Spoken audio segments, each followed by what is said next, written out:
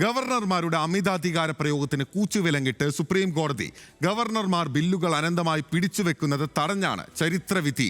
ഗവർണർമാർക്ക് സമ്പൂർണ്ണ വീറ്റോ അധികാരമില്ല എന്നും വിവേചന അധികാരമില്ലെന്നും കോടതി വിധിച്ചു. മന്ത്രിസഭയുടെ ഉപദേശപ്രകാരം പ്രവർത്തിക്കണമെന്നും തമിഴ്നാട് സർക്കാരിന്റെ ഹർജിയിൽ സുപ്രീം കോടതി ഉത്തരവിട്ടു.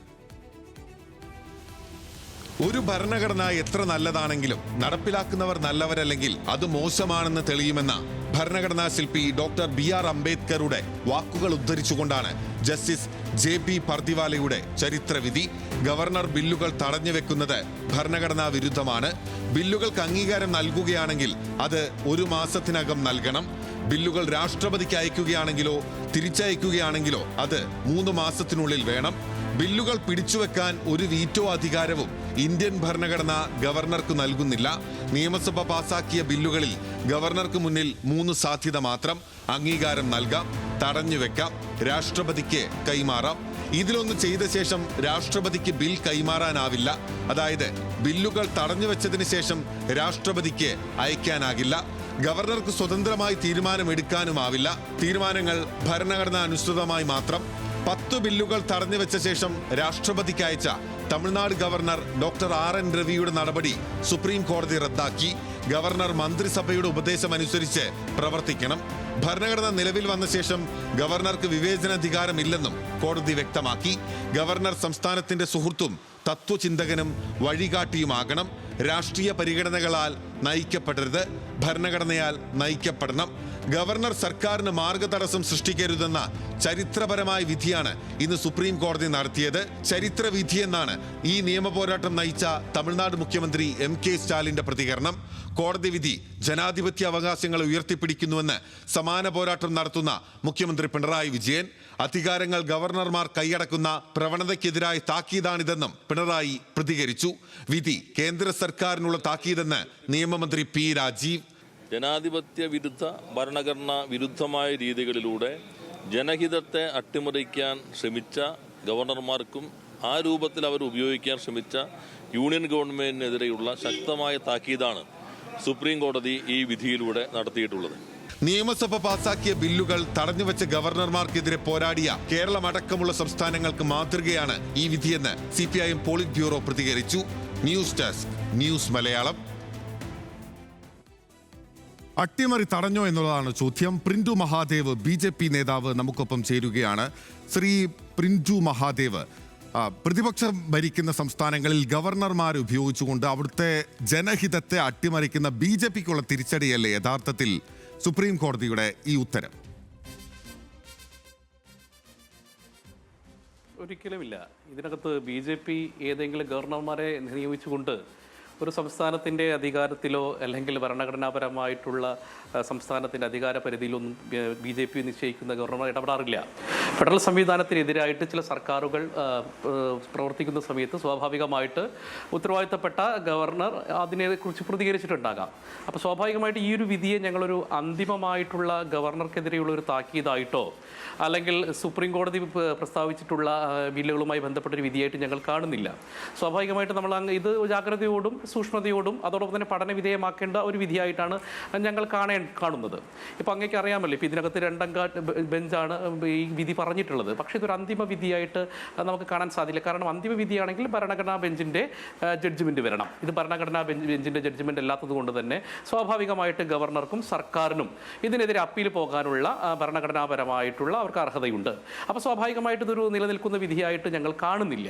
പിന്നെ അതോടൊപ്പം തന്നെ ഗവർണറുടെ അധികാര പരിധിയിലുള്ള ഇടപെടലുമായി ബന്ധപ്പെട്ടിട്ട് കോടതി എടുത്ത നിലപാടുകളും ആ ചർച്ചയ്ക്ക് വിധേയമാക്കേണ്ടതാണ്. ഇപ്പോൾ ആർട്ടിക്കിൾ 200 അങ്ങ് പറഞ്ഞതുപോലെ കോടതി പറഞ്ഞ 3 കാര്യങ്ങളുണ്ടല്ലോ. ഒന്നില്ലെങ്കിൽ ഒരു ബില്ലുമായി ബന്ധപ്പെട്ട് ഗവർണർ അത് ഒപ്പിടണം, അല്ലെങ്കിൽ തടഞ്ഞു വെക്കണം, അല്ലെങ്കിൽ അത് രാഷ്ട്രപതിക്ക് അയക്കണം.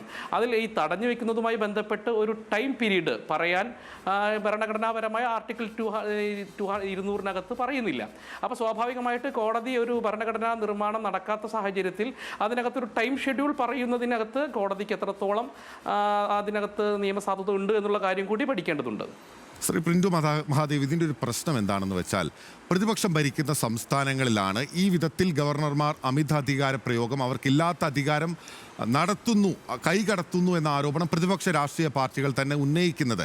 അവിടെ നിലനിൽക്കുന്ന ഏറ്റവും പ്രധാനപ്പെട്ട പ്രശ്നം, ഒരു സംസ്ഥാനത്തിൻ്റെ ഭരിക്കുന്ന രാഷ്ട്രീയ പ്രസ്ഥാനം ആ സംസ്ഥാനത്തിൻ്റെ ജനങ്ങളുടെ ജനഹിതത്തിൻ്റെ അടിസ്ഥാനത്തിലാണല്ലോ അവിടെ എത്തുന്നത്. നമ്മുടെ ജനാധിപത്യ പ്രക്രിയ പ്രകാരം അവർ നടത്തുന്ന നിയമനിർമ്മാണങ്ങളെ പൂർണ്ണമായി ഇങ്ങനെ തടഞ്ഞു വെക്കുകയാണ്. ഇപ്പോൾ ഈ RN രവിയുടെ കാര്യം പറഞ്ഞ പോലെ നമ്മൾ ഓർക്കേണ്ടതാണ്. ആരിഫ് മുഹമ്മദ് ഖാൻ കേരളത്തിൽ എന്താണ് ചെയ്തത്? ആരിഫ് മുഹമ്മദ് ഖാൻ ഏറ്റവും കൂടുതൽ പിന്തുണ കൊടുത്തത് BJP അല്ലേ? ആ വിധത്തിൽ പൂർണ്ണാർത്ഥത്തിൽ പല്ലും നഖവും ഉപയോഗിച്ചുകൊണ്ട് തന്നെ സർക്കാരിനെതിരെ പ്രതിരോധം തീർത്തില്ലേ ആരിഫ് മുഹമ്മദ് ഖാനോടൊപ്പം തന്നെ BJPയും? ആ അർത്ഥത്തിൽ ഇത് വലിയൊരു തിരിച്ചടി തന്നെയല്ലേ? അല്ല, നമ്മൾ മനസ്സിലാക്കണം, ആരിഫ് മുഹമ്മദ് ഖാൻ്റെ കേസിനകത്തും ഇപ്പോൾ രവിയുടെ കേസിനകത്ത് നമ്മൾ സസൂക്ഷ്മമായിട്ട് അതിനെ പരിശോധനയ്ക്ക് വിധേയമാക്കുന്ന സമയത്ത് രണ്ടുപേരും ഭരണഘടനാ മൂല്യങ്ങൾ ഉയർത്തിപ്പിടിക്കുന്നതിനും ചാൻസലറുടെ അധികാര പരിധിയിലുള്ള സർക്കാരിൻ്റെ കടന്നുകയറ്റത്തെയും ചെറുക്കുകയാണ് അവർ ചെയ്തിട്ടുള്ളത്. അപ്പോൾ അതുമായി ബന്ധപ്പെട്ടാണല്ലോ ഇപ്പോൾ ഇതിനകത്തുള്ള വിധി ആയിക്കോട്ടെ, രവിയുടെ കേസിനകത്തായിക്കോട്ടെ, ആരിഫ് മുഹമ്മദ് ഖാൻ്റെ കേസിനകത്താകട്ടെ, ഇപ്പോൾ ചാൻസലറെ മാറ്റാൻ വേണ്ടിയുള്ള, അപ്പോൾ അതായിരുന്നല്ലോ ഏറ്റവും പ്രധാനപ്പെട്ട ഒരു തർക്ക വിഷയം. കേരളത്തിലെ യൂണിവേഴ്സിറ്റികളിൽ നിന്ന് ചാൻസലറെ മാറ്റിക്കൊണ്ട് ഒരു പൊളിറ്റിക്കൽ നിയമനത്തിനുള്ള സാധ്യതകളാണ് സർക്കാർ തേടിയത്. അതുമായി ബന്ധപ്പെട്ട ഒരു ബില്ലിനകത്തേക്ക് അദ്ദേഹം തന്നെ ഒപ്പിടണം എന്ന് പറയുന്നതിൻ്റെ ഔചിത്യം എന്താണ്? അതുകൊണ്ടാണ് അദ്ദേഹം സ്വാഭാവികമായിട്ട് അദ്ദേഹം രാഷ്ട്രപതിക്ക് അയച്ചത്. അതിന് നിയമസാധ്യതകൾ പരിശോധിച്ചു, അതിനുശേഷം രാഷ്ട്രപതിക്ക് അയച്ചു. രാഷ്ട്രപതിന് മുമ്പിൽ ഈ ബിൽ ഇരിക്കുന്നുണ്ട്. ചെയ്യുന്നത് കുറെ നാൾ ആ ബില്ല് പിടിച്ചു വെക്കുകയാണ്. ഒരു നിശ്ചിത സമയപരിധി ഇല്ല എന്നുള്ളത് ഭരണഘടനയുടെ 200-ാം അനുച്ഛേദത്തിന്റെ ഒരു പരിമിതിയായി ചൂണ്ടിക്കാട്ടപ്പെടുന്ന ഒരു കാര്യം തന്നെയാണ്. അവിടെ സുപ്രീം കോടതി വ്യക്തത വരുത്തി കഴിഞ്ഞിരിക്കുന്നു. വെറുതെ രാഷ്ട്രപതിക്ക് അയക്കുന്നതല്ല, കുറെ നാൾ ആ ബില്ലിന്റെ മുകളിൽ രാജ്ഭവൻ അടയിരിക്കുകയാണ്. അപ്പോൾ വലിയ അനിശ്ചിതത്വം ഉണ്ടാവുകയാണ്, സർക്കാരിന് മുന്നോട്ട് പോകാൻ സാധിക്കാത്ത സാഹചര്യം ഉണ്ടാവുകയാണ്. അതിനുശേഷമാണ് പിന്നീട് അത് ചലഞ്ച് ചെയ്യപ്പെടുമ്പോൾ രാഷ്ട്രപതിക്ക് അയക്കുന്നത്. അതിലൊരു രാഷ്ട്രീയ ലക്ഷ്യമില്ലേ? അത് വ്യക്തമല്ലേ എന്നുള്ളതാണ് ചോദ്യം.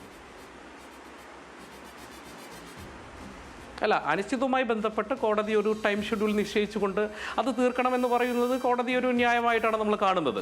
അതിനകത്ത് അടയിരിക്കണമെന്ന അഭിപ്രായമൊന്നും ഞങ്ങൾക്ക് ഗവർണർമാർ അല്ലെങ്കിൽ ഏതെങ്കിലും ഒരു ബില്ല് വന്നു കഴിഞ്ഞാൽ അതിനകത്ത് അടയിരിക്കണമെന്ന അഭിപ്രായമൊന്നും ഞങ്ങൾക്കില്ല. കൃത്യമായിട്ട് അതിനകത്ത് നടപടികൾ എടുക്കണം. അപ്പോൾ ചില കാലതാമസവുമായി ബന്ധപ്പെട്ടിട്ടുള്ള കാര്യങ്ങളെക്കുറിച്ച് കൃത്യമായിട്ട് ഗവർണർമാർ അവർ ബോധിപ്പിച്ചിട്ടുണ്ടാകുമല്ലോ. ഞങ്ങൾക്ക് ആ അഭിപ്രായം തന്നെയാണ്. നമ്മൾ ഈ അടയിരിക്കുന്ന പോലെ അത് എല്ലാത്തിനും ബാധകമാണെന്നുള്ള കാര്യം കൂടി നമ്മൾ മനസ്സിലാക്കണം. ഇപ്പോൾ ഒരു കൊളേജിയം സിസ്റ്റത്തിനകത്താണ് ഇന്ത്യൻ ജുഡീഷ്യറി സംവിധാനം ഇന്നും പ്രവർത്തിക്കുന്നത്. അവിടെയും ഇതുപോലെ കാലതാമസമുള്ള നിരവധി കേസുകളുണ്ടല്ലോ. ആ കേസുകളകത്തും സമയബന്ധിതമായിട്ടുള്ള ഇടപെടൽ ഉണ്ടാകാനുള്ള ഒരു താല്പര്യം കൂടി കോടതി കാണിച്ചു കഴിഞ്ഞാൽ അത് വളരെ നല്ലതാണ്. അത് കാരണം പൊതുസമൂഹത്തിനകത്ത് ചില വിവാദപരമായിട്ടുള്ള പല കാര്യങ്ങൾക്കകത്ത്, ഇപ്പോൾ ലാവ്ലിൻ കേസ് അടക്കമുള്ള കേസിനകത്ത് സിറ്റിംഗുമായി ബന്ധപ്പെട്ട് നമുക്കറിയാം. അപ്പോൾ അതിനകത്തും കൂടി ഒരു സൂക്ഷ്മത, ഇതേ ജാഗ്രത, ഗവർണർമാരുടെ കാര്യത്തിലുള്ള ജാഗ്രത തന്നെ കോടതി ഇത്തരം കാര്യങ്ങൾ ഉണ്ടായിക്കഴിഞ്ഞാൽ പൊതുസമൂഹത്തിന് ഗുണകരമാകും എന്നുള്ളത് തന്നെയാണ് ഞങ്ങളുടെ അഭിപ്രായം. പക്ഷേ അവിടെ ഒരു പ്രശ്നമുണ്ട്. ഇത് രണ്ടിനെയും, നമ്മൾ ഈ ജുഡീഷ്യറിയെയും ഈ നിയമനിർമ്മാണ സഭകൾ പാസ്സാക്കുന്ന ബില്ലുകൾക്ക് മുകളിൽ ഗവർണർമാർ ഇങ്ങനെ വൈകിപ്പിക്കുന്നതിനെയും താരതമ്യപ്പെടുത്തുമ്പോൾ ഒരു പ്രശ്നമുണ്ട്. വളരെ പ്രധാനപ്പെട്ട നിയമനിർമ്മാണങ്ങളാണ്. വ്യക്തിപരമായ അല്ലെങ്കിൽ ഈ കേസുകൾ കോടതികൾ പരിഗണിക്കുന്നതിൽ ഇന്ത്യൻ ജുഡീഷ്യറിയുടെ പരിമിതിയെല്ലാം നമ്മൾ വിശദമായി തന്നെ ചർച്ച ചെയ്തതാണ്. അതിനെ രണ്ടിനെയും ഒന്നായി കാണാൻ സാധിക്കുമോ? കാരണം ഇവിടെ നിയമനിർമ്മാണ സഭകൾ ഒരു ബില്ല് പാസ്സാക്കുന്നു, അത് ഗവർണർക്ക് വിത്തോൾഡ് ചെയ്യാൻ കുറച്ച് കാലപരിധിയുണ്ട്, സമയപരിധിയുണ്ട്. വീണ്ടും നിയമസഭ ബില്ല് പാസ്സാക്കിയിട്ട് പോലും അതിൻ്റെ മേലൊരു തീരുമാനം ഉണ്ടാകുന്നില്ല എന്ന് പറഞ്ഞാൽ അവിടെ ഒരു പൊളിറ്റിക്കൽ അജണ്ട ഇല്ലേ എന്നുള്ളതാണ് ചോദ്യം. അല്ല, സ്വാഭാവികമായിട്ട് സ്റ്റേറ്റിനും പൊളിറ്റിക്കൽ അജണ്ടയുണ്ടല്ലോ. ഇപ്പം നമ്മൾ നോക്കൂ, നമുക്കൊരു ഭരണ സംവിധാനത്തിനകത്ത് മൃഗീയമായ ഭൂരിപക്ഷം ഉണ്ടെന്ന് വെച്ചുകൊണ്ട് ഈ ചൂടപ്പം പോലെ ബില്ലുകൾ പാസ്സാക്കുകയും ആ ബില്ലുകളൊക്കെ തന്നെ ഗവർണർ പൊളിറ്റിക്കൽ അജണ്ട പാസ്സാക്കുക എന്ന് പറഞ്ഞുകൊണ്ടാണ് BJPയുടെ തെരഞ്ഞെടുപ്പ് പ്രഖ്യാപനങ്ങളായിരുന്ന എല്ലാ തീരുമാനങ്ങളും നടപ്പിലാക്കിയില്ലേ? നിങ്ങളിപ്പോൾ ഈ വഖഫ് ഉൾപ്പെടെയുള്ള പല പ്രധാനപ്പെട്ട കാര്യങ്ങളും ഞങ്ങൾ നേരത്തെ പ്രഖ്യാപിച്ചതാണ്. കാശ്മീരിന്റെ ഈ പ്രത്യേക പദവി എടുത്തുകളയെന്ന് ഞങ്ങൾ നേരത്തെ പ്രഖ്യാപിച്ചതാണ്. അങ്ങനെ എല്ലാ കാര്യങ്ങളും, മുത്തലാഖ് നിരോധനം നേരത്തെ പ്രഖ്യാപിച്ചതാണ്. BJPയുടെ പൊളിറ്റിക്കൽ പരിപാടിയുടെ ഭാഗമായിട്ടുള്ള എല്ലാ കാര്യങ്ങളും നിങ്ങൾക്ക് എളുപ്പത്തിൽ നടത്തിയെടുക്കാൻ സാധിക്കുന്നുണ്ട്. പ്രതിപക്ഷ രാഷ്ട്രീയ പാർട്ടികളും ജനങ്ങളുടെ മാൻഡേറ്റ് കൊണ്ട് വന്നതല്ലേ, അവരും നടപ്പിലാക്കട്ടെ. അങ്ങനെയല്ലല്ലോ. ഇപ്പോൾ ഇതിനകത്ത് അങ്ങ് പറഞ്ഞ കാര്യത്തെ ഇതിനെയും താരതമ്യം ചെയ്യാൻ സാധിക്കില്ല. കാരണം ഇവിടെ ചാൻസലർ പദവി, കേരളത്തിൻ്റെ ഒരു പൊളിറ്റിക്കൽ അജണ്ട ഞാൻ പറയാം. ഈ ചാൻസലർ പദവിയിൽ ഈ ആരിഫ് മുഹമ്മദ് ഖാൻ തന്നെ ഇരിക്കണം എന്ന് നിർബന്ധം പറഞ്ഞ മുഖ്യമന്ത്രി ഉണ്ടായിരുന്ന നാടാണ് കേരളം. പിന്നീട് ആരിഫ് മുഹമ്മദ് ഖാൻ ഇവിടുത്തെ യൂണിവേഴ്സിറ്റികളുടെ നിയമനങ്ങളിൽ ഇടപെടുന്നു. ചാൻസലറുടെ അധികാര പരിധി ഉപയോഗിച്ചുകൊണ്ട് യൂണിവേഴ്സിറ്റിയെ ശുദ്ധീകരിക്കാനുള്ള ശ്രമം അദ്ദേഹം നടത്തുന്നു. അതിൻ്റെ പേരാണ് അദ്ദേഹവുമായിട്ടുള്ള പെട്ടെന്ന് തർക്കമുണ്ടോ, സർക്കാർ അദ്ദേഹം തമ്മിൽ വലിയ രീതിയിലുള്ള തർക്കങ്ങൾ ഉണ്ടാകുന്നത്. അദ്ദേഹം എന്ത് പറയുന്നു? അദ്ദേഹം ഇപ്പോൾ എല്ലാ കാലഘട്ടത്തിലും നമുക്കറിയാം, ഇപ്പോൾ ആരിഫ് മുഹമ്മദ് ഖാന് മുമ്പ് ഉള്ള വ്യക്തി, ഗവർണർ അടക്കമുള്ള ആളുകൾ സർക്കാർ പറയുന്ന ബില്ലിനകത്ത് അത് വൈസ് ചാൻസലറായിക്കോട്ടെ, സെനറ്റ് മെമ്പർമാരായിക്കോട്ടെ, സിൻഡിക്കേറ്റ് മെമ്പർമാർക്ക് യൂണിവേഴ്സിറ്റിയുമായി ബന്ധപ്പെട്ട എല്ലാ കാര്യങ്ങളിലും ഒപ്പിട്ട് കൊടുക്കുന്ന പതിവ്. ആരിഫ് മുഹമ്മദ് ഖാൻ ഇതിനകത്ത് ഇടപെട്ടുകൊണ്ട് ഇതിനകത്ത് സുതാര്യത ഉറപ്പുവരുത്തുന്നു, മെറിറ്റ് നോക്കുന്നു. ഈ ഒരു സാഹചര്യത്തിലാണ് സ്വാഭാവികമായിട്ട് അദ്ദേഹത്തിനെ മാറ്റാനുള്ള വലിയ ശ്രമമായിട്ട് ഇവർ നടക്കുന്നത്. അപ്പോൾ അങ്ങനെയുള്ള ചിലപ്പോൾ എല്ലാ ബില്ലിനകത്തും ഇതുപോലെ അടയിരിക്കണമെന്നില്ല. ചില ബില്ലിനകത്ത് സ്വാഭാവികമായിട്ട് പരിശോധനയ്ക്ക് വിധേയമാക്കേണ്ടതുണ്ട്, രാഷ്ട്രപതിക്ക് അയക്കേണ്ടതുണ്ട്. ചില ആരിഫ് മുഹമ്മദ് ഖാനെ മാറ്റുന്ന കേസിനകത്ത് ആരിഫ് മുഹമ്മദ് ഖാനല്ലല്ലോ തീരുമാനമെടുക്കേണ്ടത്, അതിനകത്ത് തീരുമാനമെടുക്കേണ്ടത് രാഷ്ട്രപതിയാണ്. അപ്പോൾ സ്വാഭാവികമായിട്ടുള്ള ചില കാലതാമസങ്ങൾ ഒഴിവാക്കേണ്ടതെന്ന് തന്നെയാണ് ഞങ്ങളുടെ അഭിപ്രായം. അതുകൊണ്ട് തന്നെ പൊളിറ്റിക്കൽ അജണ്ടയുടെ ഭാഗമായിട്ടുള്ള ബില്ലുകൾ അതേപടി പാസ്സാക്കിക്കൊണ്ട് നിയമനിർമ്മാണം നടത്തുക എന്നുള്ളതും ജനാധിപത്യ ഭൂഷണമല്ല. കാരണം ഒരു ഫെഡറൽ സംവിധാനമാണ്, സ്റ്റേറ്റും സെൻട്രലും തമ്മിലുള്ള അധികാര പരിധിയുണ്ട്, ഭരണഘടനാപരമായിട്ടുള്ള ഏകപക്ഷീയമായി പാസ്സാക്കിയെടുക്കാൻ സാധിക്കുന്നുണ്ട് എന്നുള്ളതാണ് പ്രതിപക്ഷ പാർട്ടികളുടെ നിങ്ങൾക്കെതിരായ ആരോപണവും. പ്രിന്റു മഹാദേവ്, അല്ല, സെൻട്രൽ സംവിധാനത്തിന് അങ്ങനെ പാസ്സാക്കി എടുക്കുന്നത് പോലെ സംസ്ഥാന സംവിധാനത്തിന്റെ ഫെഡറൽ സംവിധാനം അനുസരിച്ചുകൊണ്ട് സാധിക്കില്ല സാർ. അതിനാണല്ലോ ഭരണഘടന ഉറപ്പുവരുന്നതായിട്ടുള്ള അവകാശങ്ങളുണ്ട്. ഇപ്പൊ സ്റ്റേറ്റിനായിക്കോട്ടെ, സെൻട്രലിനായിക്കോട്ടെ.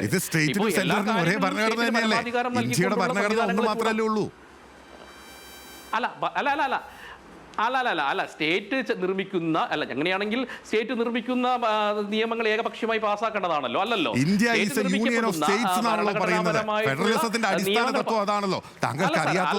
അല്ല സാർ, അങ്ങനെയാണല്ലോ. അല്ലല്ല, ഫെഡറൽ സംവിധാനത്തിൽ അടിസ്ഥാനമായതുകൊണ്ടാണല്ലോ രാഷ്ട്രപതിയിലേക്ക് ഈ ബില്ലെത്തുന്നത്, ഗവർണർ അധികാര പരിധിയിലേക്ക് എത്തുന്നത്. അപ്പോൾ സ്വാഭാവികമായിട്ട് സ്റ്റേറ്റിനും സംസ്ഥാന സർക്കാരിനും കേന്ദ്ര സർക്കാരിനും ഗവർണർക്കും രാഷ്ട്രപതിക്കും ബോധ്യമുള്ള വിഷയങ്ങളിലകത്തെ നിയമങ്ങൾ പാസ്സാവുകയുള്ളൂ. ഏകപക്ഷീയമായിട്ടുള്ള നിയമങ്ങൾ പാസ്സാകില്ലല്ലോ. ഇപ്പോൾ ആർട്ടിക്കിൾ 370 നമ്മൾ എടുത്തു കളഞ്ഞു കാശ്മീരിൽ. സ്വാഭാവികമായിട്ട് കാശ്മീർ നിയമസഭയിലെ മൃഗീയ ഭൂരിപക്ഷം എടുത്തുകൊണ്ട് വീണ്ടും അവിടെ ഞങ്ങൾ അതിന് കൊണ്ടുവരും എന്ന് പറഞ്ഞു കഴിഞ്ഞാൽ സ്വാഭാവികമായിട്ട് നിലനിൽക്കുന്ന കേസല്ലല്ലോ. അങ്ങനെയുള്ള ഇന്ത്യൻ പാർലമെന്റ് ആ വിധത്തിൽ എടുത്തുള്ള തീരുമാനത്തെ മറികടക്കാൻ സാധിക്കില്ല. പക്ഷേ ഇവിടെയുള്ള പ്രശ്നം എന്താണെന്ന് വെച്ചാൽ ആർട്ടിക്കിൾ 200 വളരെ വ്യക്തമായി പറയുന്നുണ്ട്, രാജ്യത്തിന്റെ നാഷണൽ ഇൻട്രസ്റ്റിനെ ബാധിക്കാത്ത അല്ലെങ്കിൽ കോടതികൾ ചലഞ്ച് ചെയ്യപ്പെടാത്ത അല്ലെങ്കിൽ കോടതികളുടെ മുൻ ഉത്തരവുകളുമായി ബന്ധപ്പെട്ട് ഒരു എന്താ പറയുന്നത് രാജ്യവിരുദ്ധ സ്വഭാവമില്ലാത്ത കാര്യങ്ങളെല്ലാം തന്നെ കൃത്യമായി അനുവദിക്കപ്പെടണമെന്ന് പറയുന്നുണ്ട്.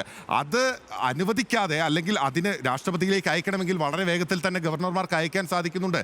ആരിഫ് മുഹമ്മദ് ഖാനും TN രവിക്കും അല്ലെങ്കിൽ തെലങ്കാനയിലെ ഗവർണർക്കും കർണാടകയിലെ ഗവർണർക്കും ഹിമാചലിലെ ഗവർണർക്കും മാത്രമേ ഈ പ്രശ്നമുള്ളൂ. BJP ഭരിക്കുന്ന സംസ്ഥാനങ്ങളിലെ ഗവർണർമാർക്ക് ഈ പ്രശ്നമില്ല, അവിടെ ആരോപണങ്ങളും ഇല്ലാന്നേ. അവിടെയാണ് ഇതിന്റെ ഉദ്ദേശശുദ്ധി ചോദ്യം ചെയ്യപ്പെടുന്നത്.